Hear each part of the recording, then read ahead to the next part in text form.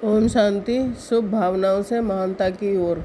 हमारी शुभ भावनाएं हमें महानता की ओर ले जाती हैं, जो विश्व कल्याणकारी हैं, जिन्हें भगवान ने अपने महान कार्य की जिम्मेवारी सौंपी है।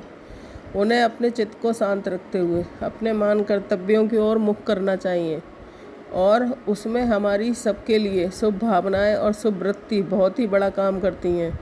किसी के लिए भी नकारात्मक वृत्ति ना हो, घृणा और ईर्ष्या की वृत्ति ना हो। शुभ वृत्ति सबको आगे बढ़ाने की भावना, सबका कल्याण करने की इच्छा, सबको सुख देने की इच्छा, ये महान आत्माओं के लक्षण हैं। तो चेक कर लें कि हमारे मन में किसी को भी गिराने चढ़ाने की भावना तो नहीं है। ऐसा तो नहीं है कि हम इस दलदल में फंस गए हैं। ये दो दलदलें हैं, तेरा मेरा और गिराना चढ़ाना। इनसे उन आत्माओं को मुक्त रहना है जो इस संसार को कुछ देना चाहते हैं।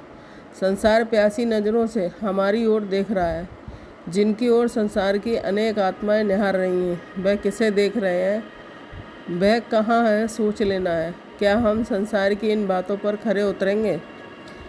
जिस सब के लिए हमने त्याग किया है, ये पवित्र जीवन अपनाया है, संसार की तृष्णाओं को लात मारी है, क्या वह सब महान बलिदान करके हम कहीं उलझ गए हैं? जो उलझ गए तो वो तो गए, महान कर्तव्य हमारा इंतज़ार कर रहे हैं। ये ना भूलो कि बाबा ने हमें अपने खजाने दिए हैं, जन्म दिया है, वरदान दिया है, शक्तियाँ दी हैं।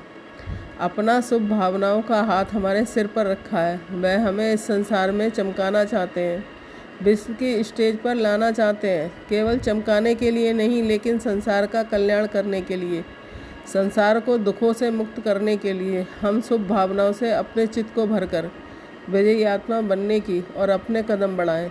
हमें माया के हर स्वरूप पर विजय पाना है, और विजय पाते पाते विजयी रतन बन जाना है। कोई भी ये ना सोचे कि हम तो देर से आए हैं, या हम तो समर्पित नहीं हैं, या हम तो अपने गृहस्थ में रहते हैं, हम भला विजय माला में कैसे आएंगे। लेकिन नहीं, बाबा ने स्पष्ट कर दिया है कि अंत तक भी 3-4 सीट खाली रखी जाती हैं, ताकि कोई भी अगर तीव्र प्रसाद करके उन सीट पर बैठना चाहे तो उसको खुली छुट्टी। ओम शांति। ऑफर भी होती है। कोई ये नहीं कह सकता कि हम तो अंत में आए हैं। अब के बाद भी आने वालों को सुंदर चांस रहेगा। केवल लगन से उस कदम को बढ़ाने की आवश्यकता होगी, सब चीज़ों का त्याग करके। त्याग कोई घर का या धन संपत्ति का या काम धंधे का नहीं, लेकिन व्यर्थ का त्याग, झंझटों का त्याग, दूसरों को देखने का त्याग, दूसरों के अवगुणी वृत्ति रखने का त्याग, ईर्ष्या देश का त्याग, इन सब पर भी बहुत सहज विजय पाई जा सकती है और विजय पा लेनी है। इसलिए सभी अपने कदम तीव्र से आगे बढ़ाएं और विजय माला को अपने गले की माला बना लें। विजय माला से सुशोभित हो जाएं, ताकि हम बाबा के गले का हार बन जाएं। याद रखेंगे, विजय माला तो उनके ही गले में पड़ेगी जो स्व परिवर्तन करेंगे। जो दूसरों को बदलने में सोचते रहेंगे, उनको कुछ भी हाथ नहीं आएगा। तो आज सारा दिन इस सम्मान में रहेंगे कि मैं विजय माला का मड़का हूँ। हो सके तो अपना नंबर फिक्स कर देना। विजय माला में आने के लिए 8 घंटे योग चाहिए।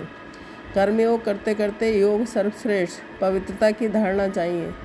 तेरे मेरे में मैंपन का संपूर्ण त्याग होना चाहिए। शुभ भावनाओं से जीवन भरा हुआ हो, चित्त निर्मल हो गया हो, और अब बाबा के कार्यों में संपूर्ण समर्पण भाव से तत्पर हो। विजय माला में आने से हमें कोई रोक नहीं सकेगा, और सारा दिन अभ्यास करते रहेंगे कि परम धाम से सर्वशक्तिवान की शक्तियों की रंग बिरंगी किरणें मुझ पर पड़ रही हैं। कभी सूक्ष्म वतन से बाप दादा के मस्तक से निकली हुई रंग बिरंगी शक्तियों की किरणें मुझ पर पड़ रही हैं। सारा दिन इस अभ्यास का आनंद लेंगे। ओम शांति।